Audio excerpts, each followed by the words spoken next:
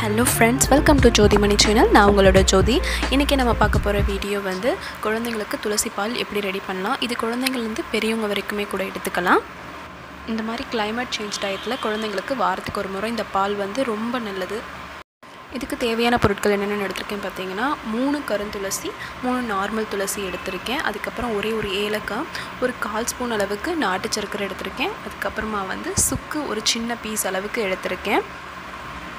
அடுத்ததா 1 கிளாஸ் அளவுக்கு பால் எடுத்துர்க்கேன்.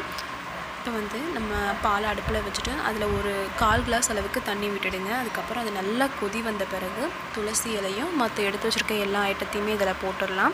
நல்லா வந்து ஒரு 4-5 நிமிஷம் வந்து இந்த பால் வந்து கொதிக்கணும். நம்ம ஒரு 1.25 அளவுக்கு கிளாஸ் அளவுக்கு தான் நம்ம பால் ஊத்திருப்போம். 1 கிளாஸ் பாலும் ஒரு 1/4 கிளாஸ் அளவுக்கு தண்ணியும் ஊத்திருப்போம். அது வந்து ஒரு 3/4 கிளாஸ் அளவுக்கு பால் வர அளவுக்கு நல்லா சுண்டி வரணும். அந்த அளவுக்கு சுண்டட்டும். இந்த பால் வந்து குழந்தைங்க வாரத்துக்கு ஒரு முறை கொடுக்கலாம். அதாவது 1 வயசுல தாண்டின பிறகு இருக்க குழந்தைகளுக்கு கொடுக்க ஆரம்பிக்கலாம். கிருஷிக்கு வந்து இப்போ 3.5 நான் இந்த அளவுக்கு எடுத்துர்க்கேன். கொஞ்சம் பெரியவங்களா இருக்க பட்சத்துல ஒரு 6 துளசி இலைக்கு பதில் ஒரு 12 துளசி இலை போட்டுக்கலாம். வாரத்துக்கு ஒரு முறை இந்த மாதிரி எடுத்துக்கலாம். சிலர் வந்து துளசி இலையை பவுடர் பண்ணி வச்சிருப்பீங்க. அந்த மாதிரி பவுடர் பண்ணி ட்ரை பவுடரா இருந்தாலுமே அதையுமே வந்து சேர்த்துக்கலாம். இப்போ பால் நல்லா கொதிக்க ஆரம்பிச்சிருச்சு. நல்லா கிளறி விட்டுக்கோங்க.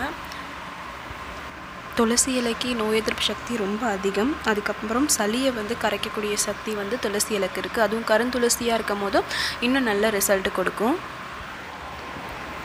அவ்வளவுதான் 5 நிமிஷம் பால் நல்லா சுண்டிடுச்சு.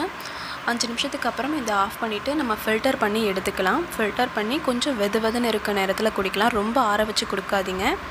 இது வந்து வெறும் வயித்துல எடுத்துக்கிறது ரொம்ப நல்லது. காலையில ஒரு 6 மணி அப்பல அந்த மாதிரி எடுத்துக்கிறது ரொம்பவே நல்லது. அதே மாதிரி நைட் தூங்க போறதுக்கு முன்னாடி எடுத்துக்கலாம். துளசி, ஏலக்காய் ரெண்டுமே வந்து சளி பிரச்சனை, இந்த சுவாச பிரச்சனை இது எல்லாமே சரி செய்யுது. அதனால இது வாரத்துக்கு ஒரு முறை எடுத்துக்கிறது ரொம்பவே நல்லது. குழந்தைங்கலாம் வந்து நிறைய ஸ்வீட் சாப்பிடுவாங்க. சோ அவங்களுக்கு வந்து சளி ஆட்டோமேட்டிக்கா உள்ள சேர்ந்துரும். இருந்தாலும் வெளிய தெரியாது. எல்லாமே சேர்ந்து கொஞ்சம் அதிகமாகும்போது குழந்தைகளுக்கு வெளிய காமிக்கும்.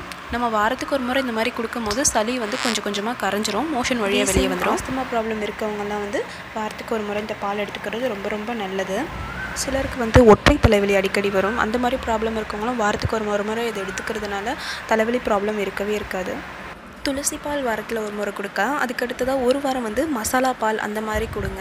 அந்த மாதிரிலாம் கொடுக்கும்போது கண்டிப்பா சளி வந்து குழந்தைங்க உடம்புல சேரவே சேராது.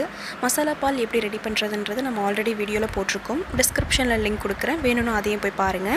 ஓகே ஃப்ரெண்ட்ஸ், இந்த வீடியோ உங்களுக்கு கண்டிப்பா ரொம்பவே யூஸ்ஃபுல்லா இருக்கும்னு நினைக்கிறேன். பிடிச்சிருந்தா லைக் பண்ணுங்க, ஷேர் பண்ணுங்க. நம்ம சேனலை மறக்காம subscribe பண்ணுங்க. Thank you for watching this video friends. Bye.